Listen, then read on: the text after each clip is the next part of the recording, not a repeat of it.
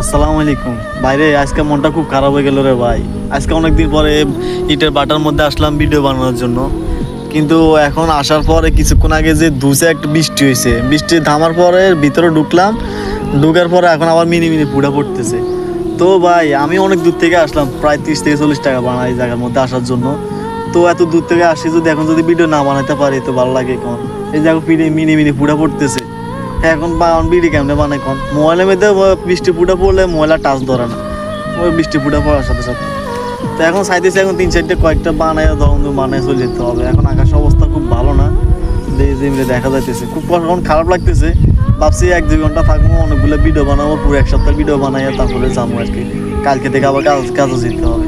তো এখন আর কি করা উচিত, মানে আকাশের অবস্থা তা আল্লাহর রহমত, আল্লাহ যা করে ভালো লাগে করে বৃষ্টি দিতেছে, এটা লাইতে আর আমাদের আর কিছু করার নাই। বৃষ্টি হইতেছে যে এটা আল্লাহ ভালো জানে, সবাই ভালো জন্যই তো দিতেছে, তাই না? এই আর কি।